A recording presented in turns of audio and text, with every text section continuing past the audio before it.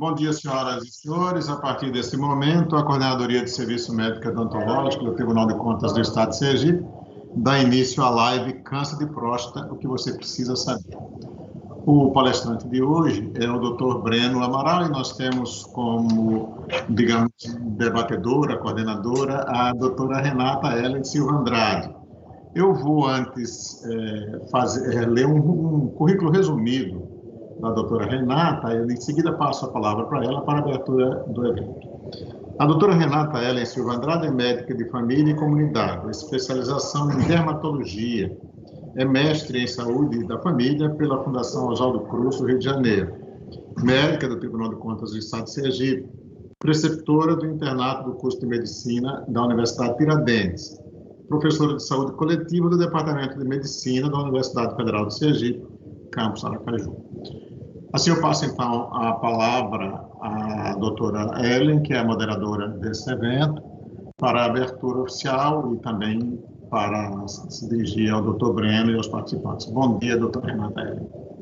Bom dia, Carlos. Bom dia a todos. É uma imensa satisfação estar participando dessa palestra, na verdade, desse segmento de atividades elaboradas pela Coordenadoria do Setor Médico Odontológico do Tribunal de Contas do Estado de Sergipe.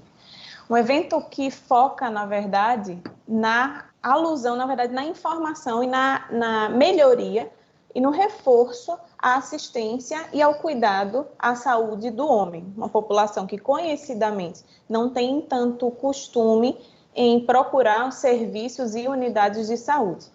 Então, no Tribunal de Contas do Estado de Sergipe, foram desenvolvidas algumas ações para tentar reforçar essa importância à assistência à saúde com abordagem individualizada e uma abordagem integral ao paciente, fazer lembrança, na verdade, a distribuição dos brindes e broches, na verdade, no começo do mês, para reforçar um pouco mais essa procura à assistência à saúde do homem, e vamos fechar o mês com a maravilhosa palestra do Dr. Breno Amaral, urologista, reforçando, na verdade, que o tema inicial é câncer de próstata, o que você precisa saber, mas o doutor vai dar uma visão um pouco mais abrangente, mais integral da saúde do homem. Reforçando também que o câncer de próstata, ele se configura como o segundo câncer mais prevalente em homens, girando em torno de aproximadamente 29% dos cânceres total, lembrando que o primeiro é só o câncer de pele não melanoma. É um câncer associado à terceira idade, já que 75% dos casos aparece a partir de 65 anos de idade, e temos um aumento dessa incidência de cânceres devido a um aumento a melhora da qualidade do diagnóstico, a um aumento e a melhora do sistema de informação dessas doenças e notificação, e a um aumento da expectativa da qualidade de vida. Lembrando que temos um câncer que, caracteristicamente, ele tem uma incidência maior na terceira idade. Então, a importância dessa palestra é extrema para principalmente a população masculina, e também vai ajudar as mulheres que, com certeza, levam muito os seus homens, os seus amados, seja cônjuge, seja filhos, seja pais. Então, levar essa população à assistência à saúde, visando e reforçando a prevenção primária, uma boa alimentação, com a realização de atividades físicas regulares, a cessação do tabagismo, redução ou cessação do etilismo também, e da importância do diagnóstico precoce dessa doença. Obrigada a todos. Breno, aguardo ansiosamente sua palestra. Obrigado, doutora Renata. A senhora vai continuar aqui com a gente na condição de mediadora, né? Eu queria apenas reforçar, antes de ler o currículo do doutor Breno, que as pessoas que quiserem fazer perguntas ao final, tem duas maneiras de fazer. Uma é entrar no chat e fazer sua pergunta, a doutora Renata então encaminha a pergunta para o doutor Breno. Outra, você pode abrir a câmera e abrir também o seu microfone e fazer a pergunta diretamente ao doutor Breno. Eu já tenho perguntas chegando aqui, viu, doutora? Então, nós temos a garantia de perguntas, né, ao final do evento. Eu vou agora também ler um currículo resumido do Dr. Breno Amaral, antes de passar a palavra para ele. O Dr. Breno, ele tem graduação em Medicina pela Universidade Federal da Bahia, a UFBA, residência em Cirurgia Geral pela Universidade Estadual de Campinas, a Unicamp. A Unicamp é da USP, não é, Dr. Breno? Não, a Unicamp é estadual de Campinas mesmo. Estadual de Campinas. Residência em Urologia pelo Hospital Israelita Albert Einstein, em São Paulo. Observe Fellowship em Urologia Avançada pelo Hôpital Tenon, em Paris, na França. Observe Fellowship Cirurgia Robótica e Terapia Focal pelo Instituto Mutualiste de Montessori, em Paris, também na França, claro.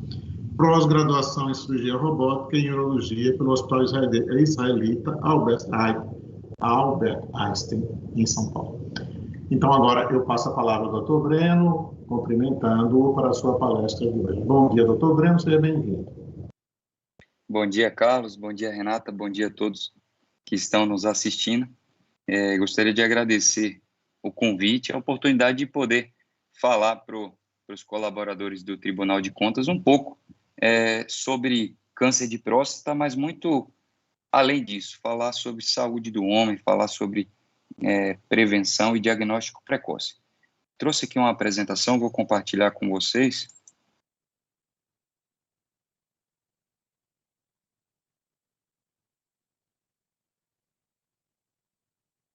Vocês estão me ouvindo bem, né?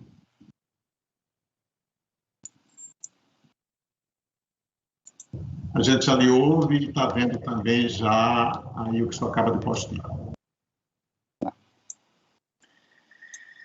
Hoje a apresentação é sobre o câncer de próstata, o diagnóstico precoce e sobre saúde do homem. Lembrar que o Novembro Azul é sempre uma época de lembrar o homem da importância do cuidado da sua saúde, e a gente traz bastante informação sobre isso para conscientizar, já que a população masculina não é uma população que tem o hábito de ir ao médico de modo rotineiro. E nós, como urologistas, como médicos, tentamos exatamente reverter isso, mostrar a importância de um cuidado e da prevenção. O Novembro Azul, ele surgiu na Austrália, na época de 2003, com um movimento que chamava Movember, juntando as palavras mustache, que é o bigode, e novembro, que tentava mostrar a importância do cuidado da saúde do homem. Isso foi evoluindo, e em 2011, o Instituto Lado a Lado pela Vida, junto com a Sociedade Brasileira de Urologia, criou o Novembro Azul. E o câncer de próstata sempre foi uma estrela do Novembro Azul, tentando mostrar sua importância, sua prevalência, o quanto isso acometia os homens. Mas hoje em dia a gente vai muito além do câncer de próstata. A gente fala sobre a conscientização das doenças masculinas, tentando falar sobre a prevenção e diagnóstico, não só do câncer de próstata. Falando em próstata especificamente, vamos falar da estrela do Novembro Azul. O que é a próstata? É uma glândula que fica logo abaixo da bexiga. Ela tem um tamanho e uma forma de uma noz, aproximadamente 20, 30 gramas, é o tamanho máximo, e ela tem duas funções importantes. Parte do esperma é produzido na próstata e auxilia no controle urinário. Ou seja, um paciente, quando vai urinar, a urina passa por dentro da próstata, pela porção que a gente chama de uretra prostática. Por isso que alterações na próstata vão acarretar sintomas urinários.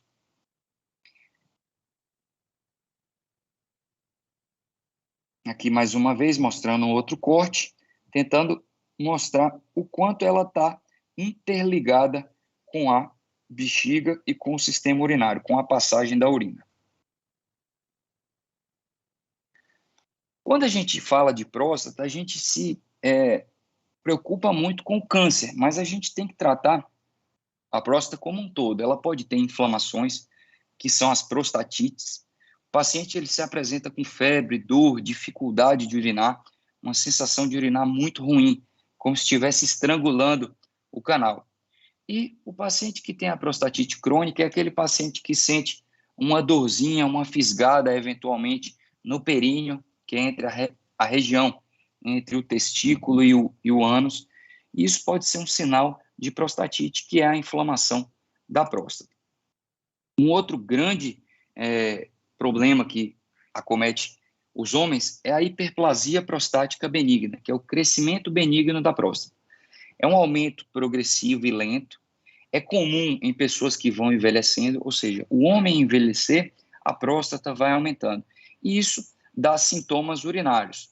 O paciente que tinha um jato, por exemplo, com aquela pressão que ia longe, com o crescimento da próstata, começa a ter um jato mais fraco, urinar mais vezes à noite, ter dificuldade de esvaziar completamente a bexiga, a sensação de que urinou, mas que ainda sobrou um pouco para daí a pouco fazer novamente. Isso está muito relacionado às doenças do crescimento benigno da próstata, porque ela cresce e ela comprime o canal por onde a urina passa. Mas vamos falar um pouco sobre o câncer de próstata. O câncer de próstata ela é uma doença extremamente prevalente. Como Renata nos trouxe, ela é o primeiro câncer nos homens depois do câncer de pele não melanoma. Ou seja, ela acomete cerca de 31% dos casos. O INCA, que é o Instituto Nacional do Câncer, ele trouxe que em 2019 a gente teve 68 mil casos de câncer de próstata. Então é uma doença que tem importância, porque cerca de 1 a cada 6 homens vai ter, durante a sua vida, o câncer de próstata. Como eu falei, sem considerar os tumores de pele não melanoma, é o mais incidente em todas as regiões do país. Mais uma vez, estimativa de novos casos por volta de 85 mil casos em 2018. É o mais frequente nos homens, exceto de pele não melanoma. Um diagnóstico é feito de câncer a cada 7 minutos. O óbito pela doença ocorre 1 a cada 40 minutos. E 25% dos portadores de câncer morrem por conta da doença. A gente não deve assombrar com isso. Pelo contrário, a gente deve ter essa informação, porque os pacientes que não procuram o auxílio médico, esses que sofrem com o diagnóstico. Porque quando o diagnóstico ele é feito de maneira precoce, as chances de cura beiram 90%. Os sintomas, eles não acontecem porque nas fases iniciais, porque o câncer normalmente ele acomete a porção periférica da próstata. Por isso, ele não comprime o canal e não dá os sintomas urinários. Quando começa a ter sintomas, pode ser sinal de que o câncer está avançado. E, nesse caso, as consequências, tanto relacionadas ao tratamento quanto às chances de cura, são menores. Daí a importância do diagnóstico precoce. Quais são os fatores de risco? Quem tem mais risco de desenvolver o câncer? É muito mais comum nas pessoas mais velhas, por isso que a gente fala que é importante, a partir dos 50 anos, fazer a avaliação da próstata pelo risco. Quem tem história familiar, tem um pai, um tio, um primo, tem uma chance maior. Quem tem um parente de primeiro grau tem uma chance 2 vezes maior de ter um câncer de próstata. Quem tem um pai ou um irmão juntos tem uma chance 6 vezes maior. Pacientes negros, afrodescendentes, têm chance maior de ter câncer de próstata, bem como a doença nos pacientes afrodescendentes, ela é um pouco mais agressiva. Daí a necessidade de começar a fazer a pesquisa anteriormente. Pacientes obesos, os últimos estudos mostram que a obesidade está relacionada ao câncer de próstata, assim como hábitos alimentares. Comida processada, muita gordura, muita proteína animal, também tem a associação. Por isso, um estilo de vida saudável é recomendado. A Sociedade Brasileira, ela recomenda que homens devem fazer o exame a partir dos 50 anos e aqueles homens com fatores de risco devem fazer os exames a partir dos 45 anos, que são aqueles com história familiar e os afrodescendentes. Como é feito o rastreamento, a pesquisa, a consulta que é feita com o urologista? Você vai no médico urologista, ele faz uma anamnese, que são perguntas específicas relacionadas, faz o exame físico e faz o toque retal. e o PSA. O PSA, ele é o exame de sangue que vai medir a produção de PSA, que é uma proteína produzida na próstata e que vai refletir, talvez, um câncer de próstata. Mas o crescimento benigno e também a prostatite pode elevar o PSA. Então, daí a importância de não só o PSA, de ter uma avaliação clínica, de fazer o toque retal. E muitas pessoas me perguntam, doutor, é mesmo importante fazer o toque retal? Porque eu fiz o meu PSA e veio baixo. Posso ficar tranquilo, né? E eu gosto de reforçar essa informação. Deve ser feito o PSA, porque em cada 5 pacientes que têm tumor de próstata, o diagnóstico é feito exclusivamente pelo toque retal. Por quê? O PSA ainda não se elevou, mas a gente conseguiu diagnosticar uma pequena nodulação, um pequeno caroço, que vai direcionar para o diagnóstico. Então, aqui a importância. O toque é um exame rápido, um exame indolor, um exame que não altera em nada a masculinidade do paciente, e um exame que vai nos dar informações preciosas. O tamanho da próstata, se tem alguma nodulação, como nessa figura aqui ao lado. E isso vai direcionar a gente para crescimento benigno, para prostatite e também para o câncer de próstata. É um exame simples e que deve ser feito. O PSA, como eu falei, é uma enzima produzida pela próstata. Ele facilita a liquefação do sêmen e é um marcador de alterações da próstata. Ele é específico, mas não é sensível. O que significa isso? Significa que um PSA aumentado, ele pode ser prostatite, pode ser crescimento benigno da próstata, pode ser câncer de próstata. Mas não tem sensibilidade para diagnosticar o que é. Isso são exames complementares que a gente vai fazer. Tem algumas especificações na coleta do PSA, pacientes que usam bicicleta, paciente que cavalgou, que andou de motocicleta, que pode ter alteração na hora da coleta do PSA. Então, tem algumas orientações que o laboratório fornece que são específicas para a dosagem do PSA. Aqui mais uma fotografia. Quando a gente fala do PSA e a incidência de câncer de próstata, obviamente, quanto maior o PSA, maior a chance do câncer. Quando a gente pega o paciente que tem um PSA entre 0 e 2, a chance é baixa, em torno de 10%. Entre 2 e 4, 25% e por aí adiante. Isso vai aumentando. Então, quanto maior o PSA, maior a chance de câncer de próstata. Da mesma maneira, quando a gente utiliza o toque, a gente consegue ver, o paciente com PSA menor do que 4 e tem um toque normal, a chance cai para 5 a 8%, ou seja, confere de que não tem nada. Mas aquele paciente que tem um PSA baixo, mas que tem um toque alterado, pode fazer até mesmo 25% de chance. E quanto maior o PSA associado à alteração do toque, chama muito a atenção. Por exemplo, o paciente que tem um PSA maior do que 10 e um toque alterado, a chance dele ter câncer de próstata chega a 95%. Então, é muito importante essa avaliação casada.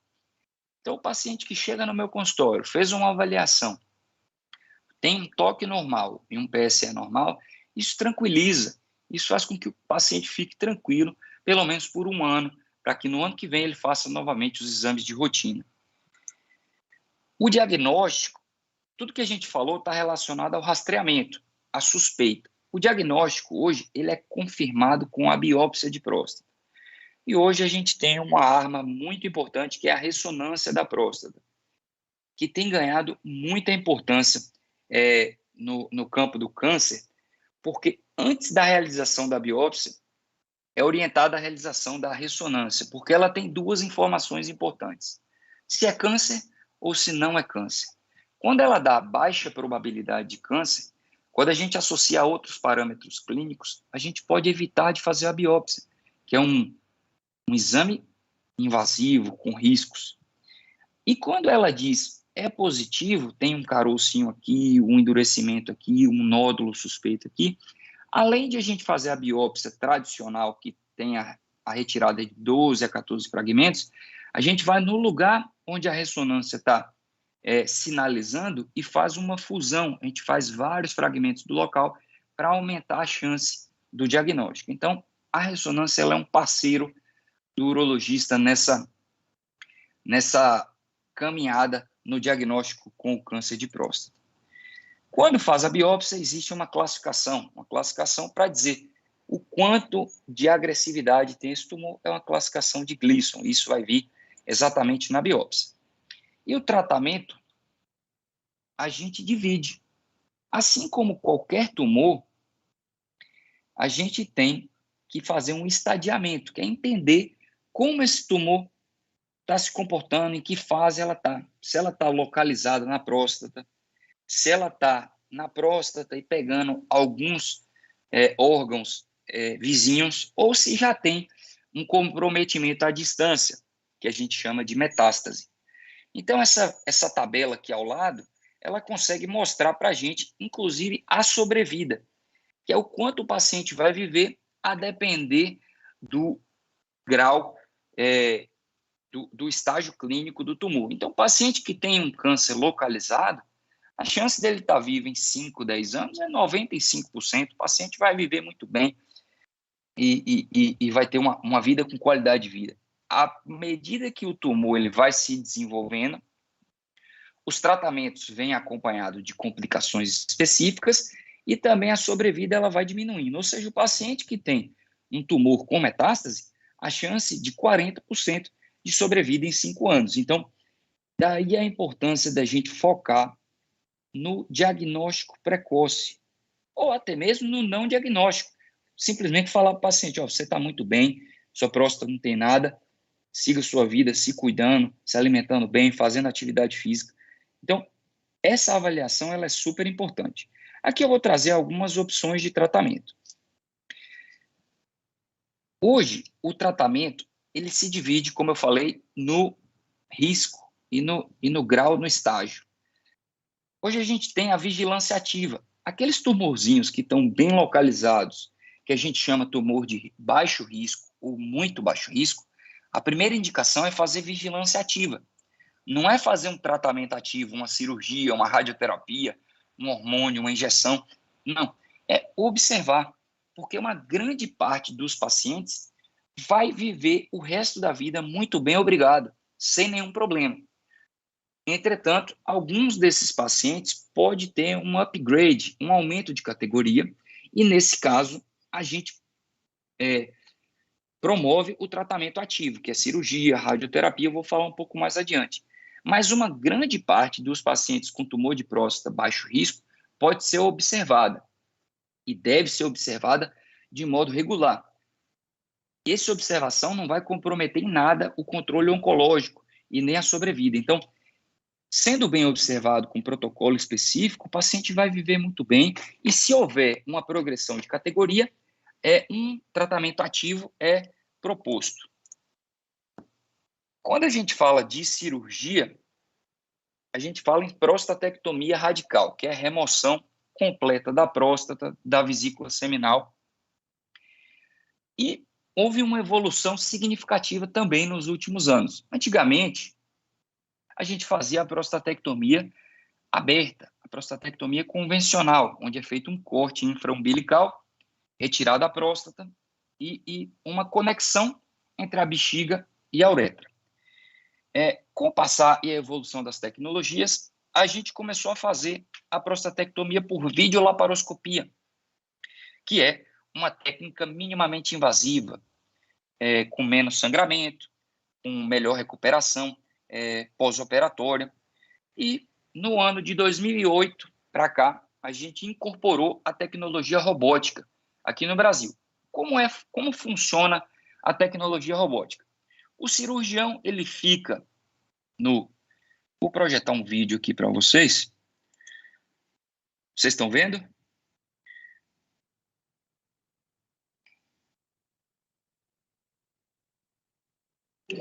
Sim, o vídeo está sendo mostrado. O cirurgião ele fica posicionado no console, de onde ele consegue fazer todos os movimentos.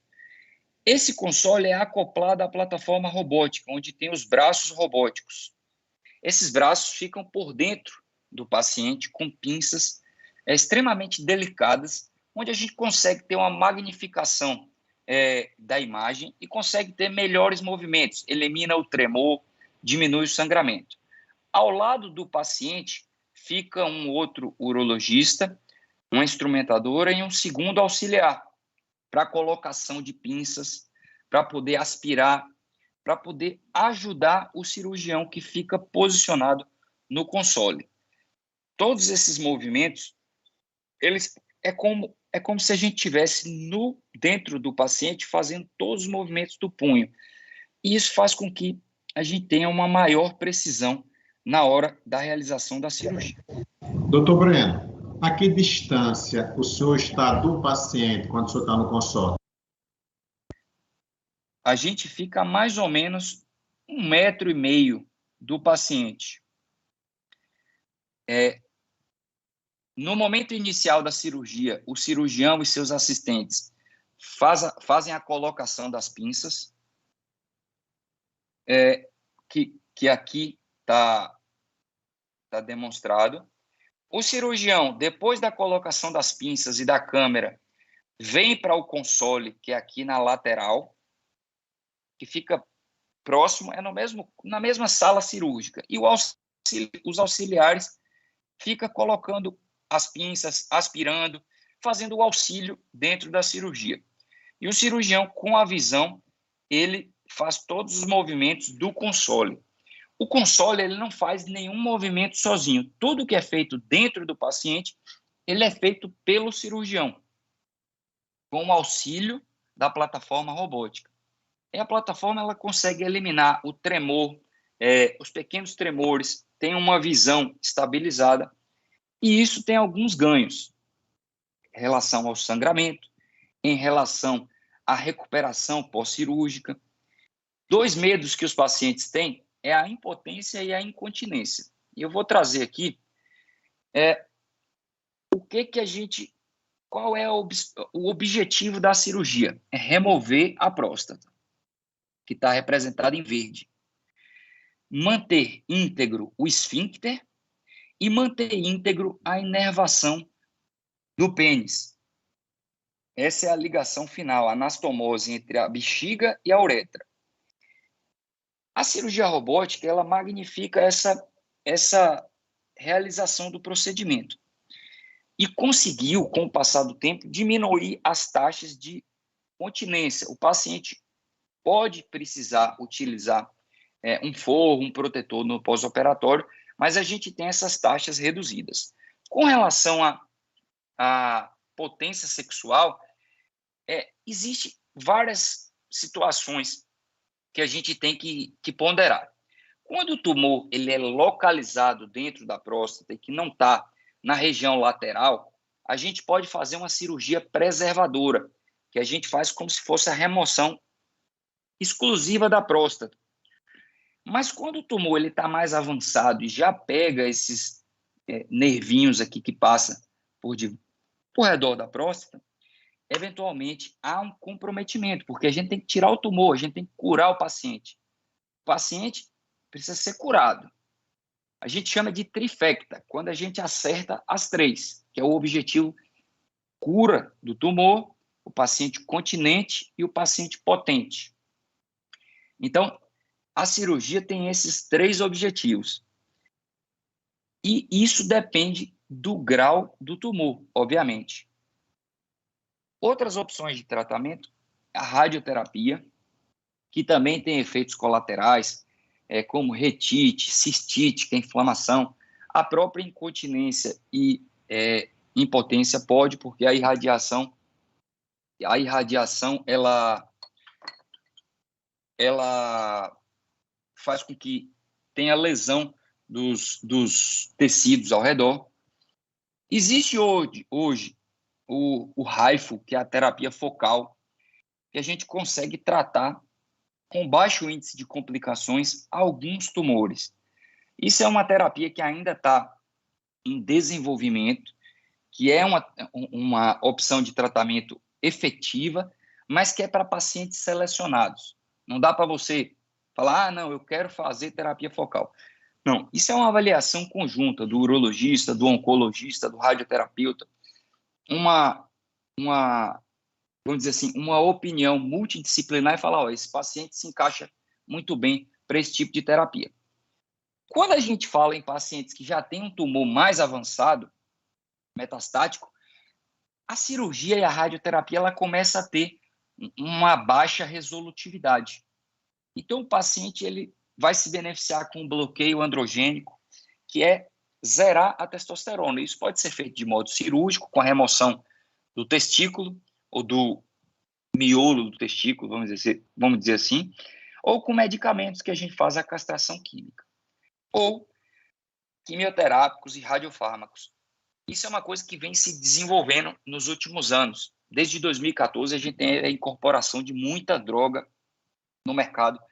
Ou seja, o paciente com câncer de próstata, ele tem opções de tratamento em todas as fases. Mas veja que, quanto mais precoce, menor os efeitos colaterais e maior a sobrevida do paciente.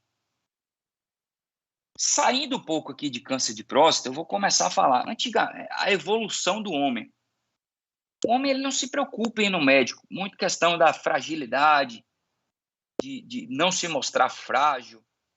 Do ponto de vista cultural também, de o homem não procurar o médico, diferente da mulher, que vai no ginecologista desde que começa a menstruar, a mãe leva no ginecologista e daí em diante ela começa a ir de modo rotineiro para fazer exame de lâmina, exames preventivos, sem sentir nada.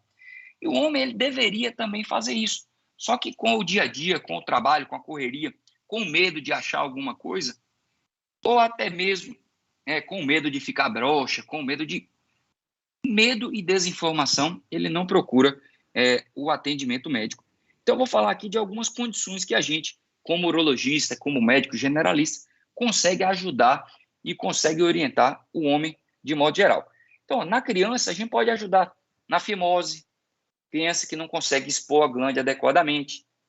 O DDS, que é o distúrbio do desenvolvimento sexual. Existem criancinhas que nascem com a genitália ambígua, e isso o urologista, principalmente o urologista pediátrico, ele consegue dar uma resolutividade.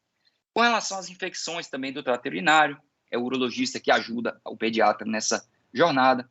O adolescente, o desenvolvimento sexual, o HPV, que inclusive o Ministério da Saúde orienta a vacinação e dá isso de maneira gratuita para os meninos de 11 a 14 anos e para as meninas de 9 a 14 anos. Então, quem tem seu filho, quem tem sua filha, orienta de ir no posto de saúde para receber isso daí, porque o HPV, na menina, ele tem relação com o câncer de colo de útero, que é extremamente comum, acomete muita mulher e tem um desenvolvimento muito indesejado, com morte precoce das mulheres. E o homem também, o HPV, ele é um fator de risco para o câncer de pênis. Então, a vacina ela vai agir contra o HPV que dá verruga, 2 tipos que dão verruga, e o HPV que dá câncer. E também o adolescente que está começando a ter atividade sexual com relação às orientações. Além disso, no adulto, infertilidade, disfunção sexual, tumores. Eu vou falar um pouco disso mais adiante, mas, inclusive, o testículo. Da mesma maneira que a mulher faz o exame, o autoexame da mama, o homem deve fazer o exame do testículo. Examinar uma vez por mês, durante o banho, deslizar o dedo pelo testículo, para ver se tem algum caroço, alguma nodulação, algo que esteja estranho, porque o câncer de testículo acomete homens jovens e tem uma taxa de cura grande quando é feito diagnóstico precoce, porque à medida que... E o desenvolvimento dele, na maioria das vezes, é muito rápido. Então, tem que ficar de olho. É uma coisa que a gente consegue. Todo mundo toma banho todo dia. Então, consegue fazer um autoexame, uma avaliação própria. E se tiver alguma dúvida, vá no médico, vá no urologista, para poder levar essa dúvida. E os idosos começam a ter os sintomas miccionais, disfunção sexual. Eu vou falar um pouquinho de cada coisa mais à frente. A adolescência é uma coisa que muda, vai mudando, novas descobertas, questão da higiene, a questão da gravidez, porque depois da puberdade tem o risco de gravidez, falar sobre a contracepção, o uso de preservativo, Para as meninas, a gente fala sobre maternidade, doença sexualmente transmissível.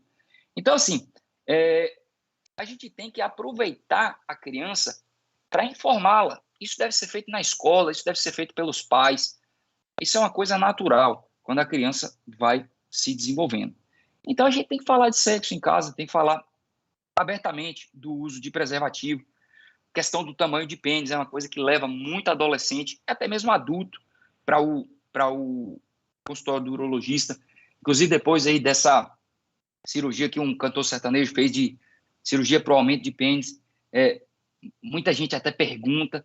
Então, assim, a gente tem que ver o que é normal, o que não é. Existe uma média? Não existe. Existe gente que tem pênis maior, existe gente que tem pênis menor. Existem condições patológicas que a gente chama de micropênis. Então, tudo isso é orientado, tudo isso é avaliado.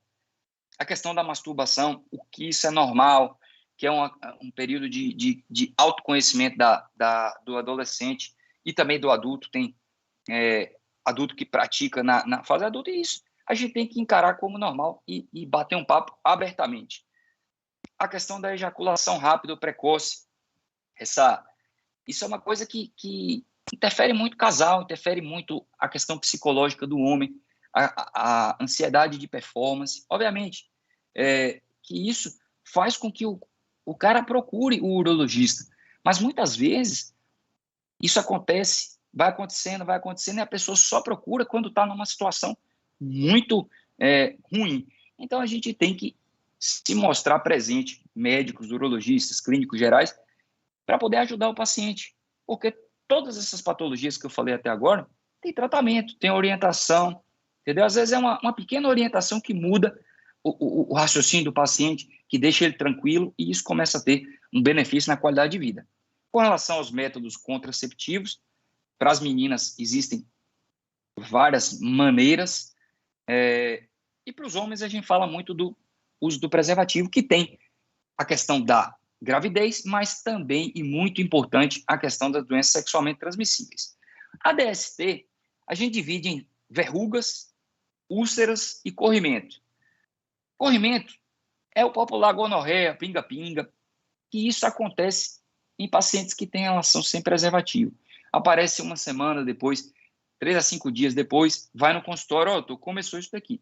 Normalmente tem esse fluxo de purulento, isso pode ser precedido de ardor uretral, e a gente orienta o paciente, porque pode ser uma uretrite gonocócica ou não gonocócica, que é um pouco mais discreto, um pouco mucoide, mas que pela clínica é muito difícil da gente definir. Então, tem que passar pelo urologista para poder ser tratado, ser orientado, fazer uma pesquisa relacionada às outras doenças sexualmente transmissíveis, porque quem tem doença sexualmente transmissível tem risco maior de ter outras doenças sexualmente transmissíveis. Então, tem que verificar HIV, hepatite, sífilis, herpes, tudo isso. As úlceras, como a gente falou, herpes, tem essas verrugas, pode dar formigamento, pode dar ardência. O tratamento é clínico, não existe uma cura. O paciente pode apresentar herpes algumas vezes na vida. Da mesma maneira que tem o herpes labial, o herpes genital ele pode se repetir. Mas quando ele se repete de modo recorrente e frequente, é bom procurar o urologista para poder entender por que está acontecendo isso. As úlceras, a gente tem a principal aí, sífilis, que é uma lesão única, indolor. O cancro, que também são múltiplas lesões dolorosas. Tudo isso, com o uso do preservativo, a gente pode evitar. A verruga, que é o HPV, a maioria é subclínico. Tem diversos tipos de HPV e o tratamento nada mais é do que a cauterização, utilização de pomada abrasiva. Tem uma série de tratamentos que pode ser realizado para utilizar, porque a verruga ela é transmissível. Então, o paciente, quando tem lesão clínica, ele tem que tratar. Tem verruga, vai no urologista para fazer o tratamento. A gente não pesquisa se o paciente, normalmente, se ele não tem lesão nenhuma, a gente não faz uma pesquisa a mais. A orientação da sociedade é tratar lesões visíveis. Aqui é um outro tipo de verruga, que é o molusco, que tem uma baixa infectividade, é como se fosse um carocinho com uma bolinha no centro, e é autolimitado, mas que também tem tratamento. Quando o cara vai ficando mais velho, vai ficando adulto, ele vai se procurando com o trabalho, preocupando com o dinheiro, com o filho, e deixa de se preocupar com a saúde, deixa de se preocupar com o cuidado da própria saúde. E isso é muito importante. A gente falar novamente das coisas que podem acometer as pessoas quando vão ficando mais velhas. O crescimento da próstata, como eu mostrei, aqui é uma próstata normal, onde o canal está aberto e a bexiga ela consegue esvaziar plenamente. E aqui é uma próstata aumentada, que não é câncer, mas é uma próstata aumentada e que faz com que a bexiga tenha que fazer esforço maior para poder botar urina. Uma urina que era forte começa a ser uma urina mais fraca, esvaziar inadequadamente a bexiga. Levantar mais vezes à noite. Tem paciente que não consegue assistir um jogo de futebol. Vai no primeiro tempo 2 vezes, no segundo tempo 3 vezes. Paciente que toda hora está indo no banheiro. Então, assim, é uma coisa que mexe com a qualidade de vida do paciente. Pode acontecer em homens a partir dos 40 anos, como eu falei, obstrui o canal. E ela é mais comum em pessoas que na família já teve crescimento. Então, por exemplo, meu pai teve crescimento da próstata, precisou fazer cirurgia. É mais comum. A sua chance de ter, comparado com uma pessoa que não tem, é muito maior. Então, com o paciente com 70 anos, 80% vai ter esse crescimento. Então, o jato que era forte começa a ficar fraco, pinga-pinga, e tem gente que chega até uma fase final que a bexiga ela não consegue esvaziar, que a gente chama de retenção urinária. Precisa passar uma sonda para poder esvaziar a bexiga. E nesses pacientes, 30% vão precisar de cirurgia, que é feita de diversas maneiras. Aqui é com relação ao diagnóstico. A gente usa questionários para entender como é o diário miccional, como é que o paciente urina. A gente faz esse exame, que é o estudo urodinâmico ou a urofluxometria, que o paciente urina nesse funil e a gente vai quantificar a força do jato, ou então a gente passa uma sondinha no estudo urodinâmico para poder quantificar as pressões de enchimento da bexiga e também do esvaziamento. Isso é feito na avaliação do paciente, para ver se ele pode simplesmente tomar uma medicação e ser suficiente, ou se ele não tem suficiência com a medicação e precisa do tratamento cirúrgico. O tratamento cirúrgico aí varia bastante. Tem a cirurgia a laser, que a gente chama, a cirurgia que é a raspagem do miolo da próstata, é como se fosse um pão de sal e a gente tira o miolo. Aquele canal que era bem fechado, bem obstrutivo, passa a ser um canal aberto e faz com que o paciente urine com força adequada, esvazie bem a bexiga. Pode ser feita a raspagem, pode ser feito o uso do laser, pode ser feito cirurgias minimamente invasivas, até mesmo a cirurgia robótica pode ser realizada. Isso depende do tamanho da próstata, depende de como o paciente deseja ser tratado. É uma decisão do paciente junto com o urologista, é uma decisão compartilhada. E o objetivo é exatamente esse, urinar com força máxima, urinar como antigamente, como nos velhos tempos. Aqui é uma coisa que eu até não gosto de mostrar essas fotos, mas a gente tem que mostrar para impactar. O câncer de pênis ele é muito raro nos países desenvolvidos, mas em países em desenvolvimento, e principalmente no norte e nordeste do Brasil, a gente tem uma incidência grande de câncer de pênis. E os fatores de risco são fimose, HPV, múltiplas parceiras sexuais, relação sexual com animais, higiene inadequada. Então, tudo isso vai contribuir para o câncer de pênis, que é uma entidade, uma patologia muito agressiva. E, em alguns casos, a gente consegue simplesmente fazer a remoção do prepúcio quando está em fases iniciais. Em outros casos, é necessário tirar uma parte do pênis, que é a penectomia parcial. Em casos avançados, veja que situação trágica. Então, assim, uma coisa importante, inclusive tem essa campanha de simplesmente lavar o pênis. Prevenir é fácil, jogue limpo com seu amigo. Higiene adequada. Quando urinar, seca para não ficar urina entre o prepúcio e a glande. Sempre que estiver no banho, lavar bem. Isso ajuda, isso previne. Em crianças, quando tem fimose, a gente faz a remoção do prepúcio, faz a cirurgia de fimose. Em adultos, onde tem inflamação, balanopostite, que é aquela inflamação da glândula do prepúcio de repetição, a gente também faz o tratamento cirúrgico para poder evitar de evoluir para um caso como esse. E um caso que acomete muito homem e que isso faz com que a qualidade de vida do cara e também da esposa seja afetada é a disfunção erétil. Tolstói diz: o homem sobrevive aos terremotos, às epidemias, aos horrores da doença e todas as agonias da alma. Porém, a maior tragédia de todos os tempos foi, é e será a tragédia do quarto de dormir. Isso é uma coisa que realmente afeta a autoestima do homem. E quando que os homens vão procurar o médico? 44% é por conta da parceira. A parceira está insistindo, procura, tem alguma coisa. 40% é por sintomas. Ele se sente motivado a ter uma procura médica. E em 16% é por campanhas, como essa de hoje, que a gente está batendo na tecla, falando da importância, falando que a gente pode ajudar, que a gente pode orientar. Então, o homem, ele procura, na maioria das vezes, por conta de campanhas e motivados pela parceira. A minoria é por conta dos sintomas. E eles se importam muito com potência sexual. Eu quero estar bem, eu quero ter uma boa performance sexual. Mas poucos se importam com a atividade física e poucos se importam com a dieta. E a gente pode ver que a prevalência de disfunção erétil, ela aumenta com a idade. Então, assim, uma coisa que a gente não tem como brigar é com a idade, mas a gente pode fazer atividade física, a gente pode ter uma vida mais saudável e isso contribui para a prevenção da disfunção erétil. Quando a gente fala em disfunção erétil, ela é multifatorial. O paciente, o homem, ele quer chegar no meu consultório, quer que eu dê o comprimido e que ele fique excelente. Isso, por um tempo, pode até acontecer, porque a medicação vai ter um efeito.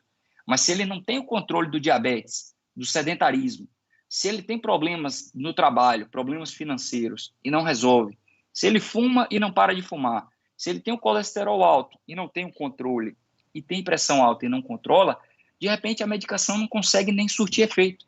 Então, mais importante do que a própria medicação é fazer o controle do diabetes, da obesidade, do colesterol, parar de fumar, obviamente ter uma vida mais saudável, menos estressante, e isso a gente consegue ter um bom resultado. A gente tem um estudo que mostra que pacientes obesos, a gente pegou em 2 grupos, os pacientes que fizeram controle e os pacientes que não fizeram controle. Depois de 3 meses, 6 meses e 9 meses, aqueles pacientes que fizeram o controle de todos esses fatores que eu estou falando para vocês, eles tiveram melhora nos níveis de testosterona, melhores no nível de performance sexual, melhora na disfunção erétil. Os outros que mantiveram da mesma maneira, continuaram, obviamente, com a disfunção erétil. Então, tem uma importância muito grande a gente fazer essa atenção aos pacientes. E, óbvio, a gente tem que tratar. Tem as medicações de uso oral, que é bastante conhecida e muita gente, inclusive, muita gente usa de modo sem orientação. E eu gosto sempre de falar isso. Não use medicação, não faça automedicação. Existem contraindicações, existem orientações específicas de cada remédio, se pode tomar com álcool, se não pode, se pode usar após a refeição, se não pode, se diminui o efeito. Inclusive, também contraindicações a pacientes que têm problemas específicos. Quem faz o uso de nitratos ou quem tem retinite pigmentosa não pode utilizar essa medicação sob o risco de morte, inclusive.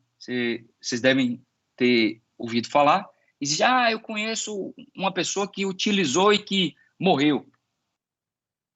Muitas das vezes poderia ser evitado se o paciente tivesse sido orientado corretamente. Obviamente que pacientes que têm disfunção erétil são pacientes que têm insuficiência cardíaca, hipertensão não controlada, diabético, fumante. Então, obviamente que o risco dessas pessoas falecerem frente aos pacientes que têm uma vida saudável é maior, mas é uma medicação extremamente segura quando bem indicada. Existem outras condições que a gente pode utilizar, como bomba a vácuo, que aqui no Brasil não é tão fácil de encontrar, exceto em sexy shop, mas é uma uma indicação também para disfunção erétil. Num segundo momento, quando a medicação oral ou medidas menos invasivas não são efetivas, existem tratamentos com injeção, que a gente faz a injeção no corpo cavernoso do pênis, com algumas medicações, fazendo com que tenha a ereção. E o paciente ele tem um excelente resultado. Pacientes que não têm resultado com as injeções podem seguir para a terceira linha de tratamento, que é a prótese peniana. Então, o paciente com disfunção erétil, ele é tratado em todas as fases. Claro, a gente começa com tratamento menos invasivos e vai progredindo à medida que isso não funciona. Cada paciente tem uma indicação específica. Então, a gente tem que avaliar com o especialista de confiança. Não adianta ler na internet. Obviamente que as informações são vastas na internet, e eu acho muito bom quando o paciente busca isso. Mas a informação de qualidade, a informação refinada, ela é com o especialista. Aqui a gente tem um outro tipo de prótese, que é a prótese inflável, que também é disponível para o tratamento da disfunção erétil. Uma coisa que a gente fala bastante é a questão da andropausa, comparando com a menopausa nas mulheres. A andropausa, sim, ela pode existir e acomete cerca de 20% dos homens. Essa figura é até engraçada, né? Para se fazer, vamos dizer assim, viril, fez o uso da toalha, mas quando foi ver, era uma boia. Então, a gente tem que mostrar que a pessoa pode envelhecer bem, na verdade, e deve envelhecer bem. A gente tem que ter o cuidado de mostrar isso e direcionar isso aos pacientes. A disfunção androgênica associada ao envelhecimento está relacionada à queda da testosterona, que é produzida no testículo, e a gente tem algumas funções, como libido, ereção, a musculatura, ossos, sangue, e a diminuição da testosterona ela vai causar ou pode causar alguns desses sintomas, como a diminuição da libido, aquela vontade de ter relação diminuída, fraqueza, indisposição, cansaço, paciente que não tem disposição como antigamente, pacientes um pouco depressivos e irritados, redução do tônus muscular, paciente que começa a perder massa magra e começa a aumentar a massa gorda. Inclusive, a disfunção erétil, a ereção fica mais fraca. O paciente que chega no consultório e fala, eu tinha uma boa ereção, tinha boa relação sexual, e hoje em dia já não está tão legal, não está ereto como antigamente, às vezes eu vou mudar de posição, tudo isso pode ser por conta de uma baixa testosterona. E a prevenção é como eu falei, atividade física, estilo de vida adequado, estilo de vida saudável. Quando a gente fala de tratamento, existem várias formas de tratamento, que é a reposição, terapia de reposição com testosterona, que pode ser feita com gel, com injeção, com comprimido. Hoje em dia, muito se fala do implante subcutâneo, que é que são os pellets que a gente utiliza com implante de testosterona, que é uma excelente forma de repor testosterona, e o paciente começa a ter uma vida muito mais agradável, com disposição, com ganho de massa muscular. Como esse senhor aqui, essa foto, ele tem a barrigudinho, vamos dizer assim, ele tem 60 e poucos anos, e essa foto, mais malhado, ele tem 78 anos. Esse é um paciente que faz reposição. Obviamente que simplesmente fazer a reposição não é a resolução dos problemas, mas isso vai dar disposição para o paciente frequentar uma academia, vai dar disposição para uma performance sexual, um sono melhorado, menor irritabilidade, ganho de massa muscular, diminuição de massa magra. Isso é muito importante. Não é todo paciente que tem indicação. A gente tem que selecionar. Quem tem queixa associada à testosterona baixa vai muito bem. Isso daí muda a vida do paciente, muda a vida do casal. Então, tem que ser avaliado e acompanhado, mais do que avaliado, porque cada opção de tratamento relacionada à reposição, ela tem o seu risco, o seu benefício, o seu custo, efeitos colaterais. Então, tem que tratar todos os detalhes de forma pormenorizada com o urologista.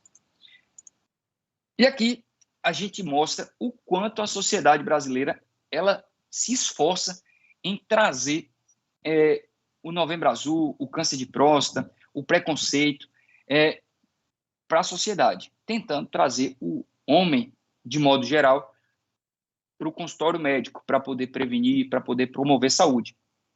E como mensagem final, eu gostaria de falar que existe uma importância assim, tamanha no cuidado contínuo, na prevenção e no diagnóstico precoce. A gente não pode simplesmente frequentar o urologista a cada 5, 10 anos, porque é como se a gente estivesse fazendo a manutenção do nosso carro. É muito mais fácil quando a gente leva naquela manutenção preventiva e você consegue fazer um ajuste, é um pneu que furou, é uma troca de óleo, do que quando você leva todo pipinado. O conserto sai mais caro e, da mesma maneira, o nosso corpo. Os efeitos colaterais são maiores, a forma de você conseguir resolver o problema é muito mais difícil. Então, assim, é importante, eu gostaria de agradecer o convite para poder tentar trazer um pouco de informação de qualidade para todos os colaboradores do Tribunal de Contas. Queria agradecer mais uma vez, Carlos, doutor Aragão, Renata, e lembrar que quem procura acha, e quem acha cura, principalmente em fases iniciais. Qualquer problema, as formas de resolução são muito mais tranquilas.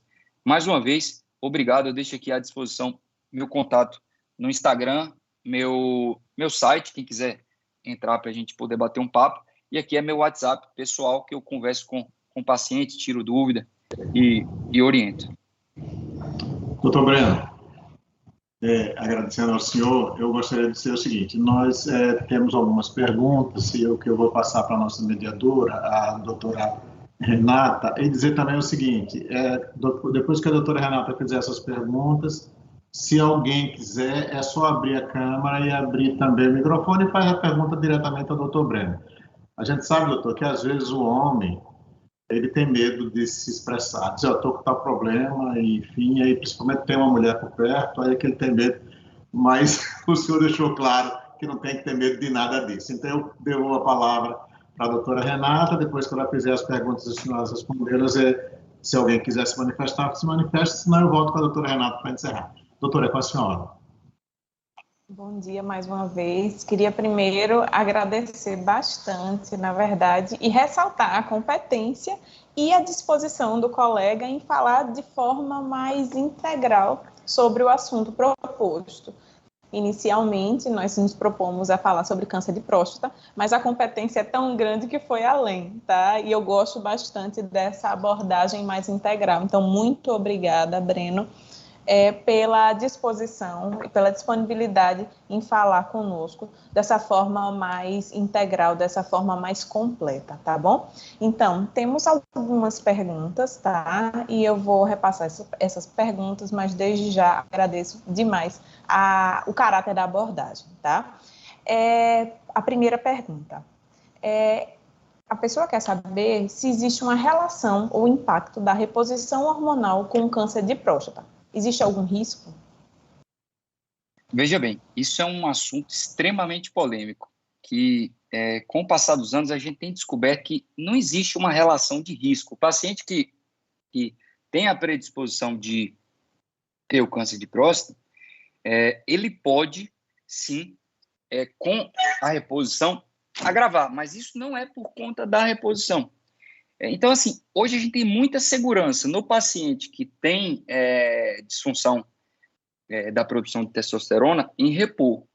E, obviamente, essa reposição, ela deve ser acompanhada, porque qualquer alteração no PSA, ou alteração na ressonância de próstata, ela vai detectar de maneira precoce. Então, assim, de modo direto, eu diria que não, e a gente tem que ter cuidado em alguns casos. O paciente que tem câncer de próstata em tratamento, ou paciente que tem câncer de próstata já tratado, a gente tem que ver se ele foi curado, está com PSA zerado, para ter segurança na reposição.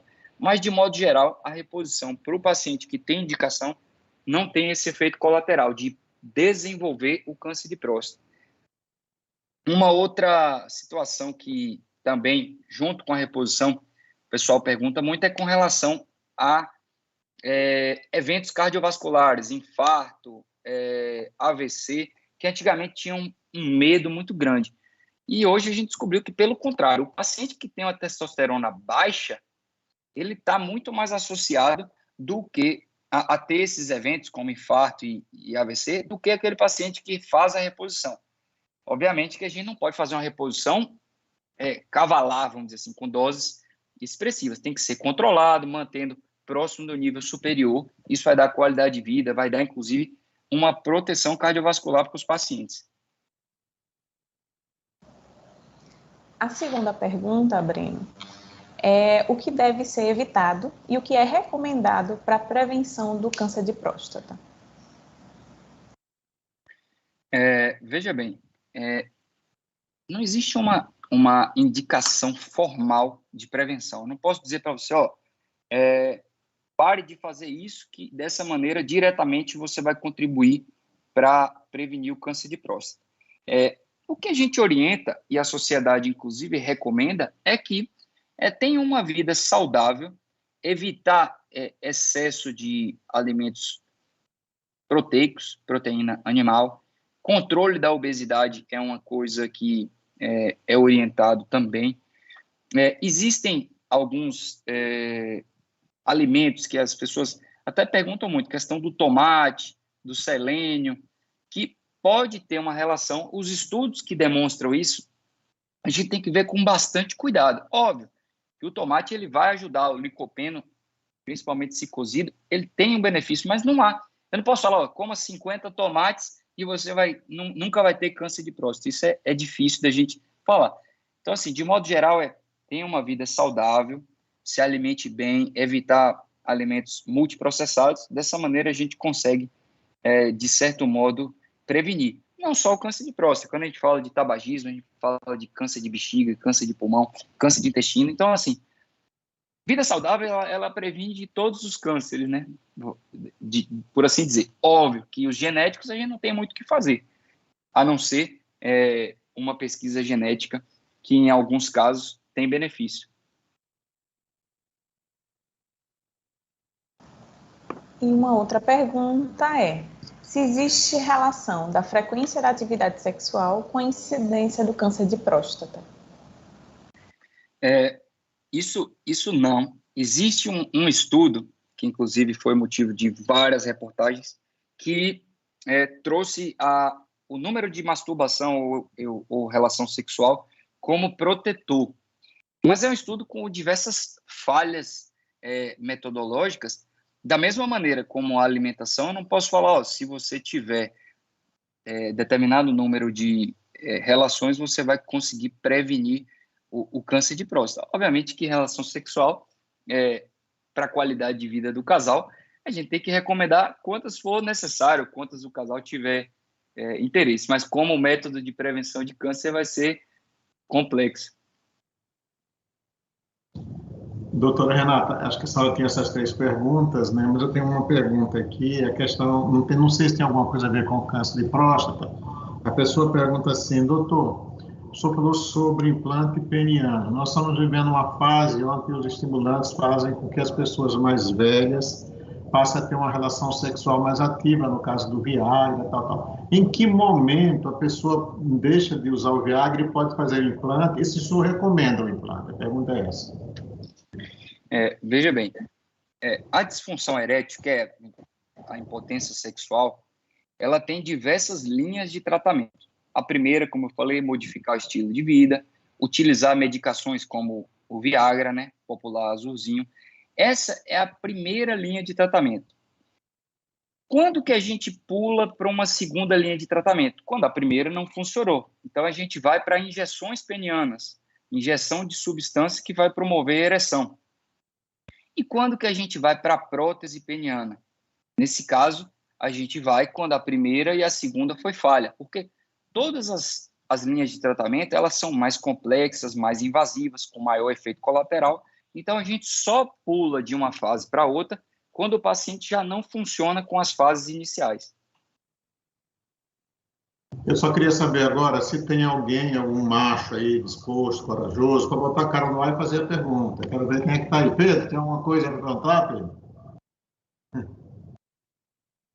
Olha, isso me lembra. Quero parabenizar aí a palestra do Dr. Breno, perdão. Foi bem esclarecedora.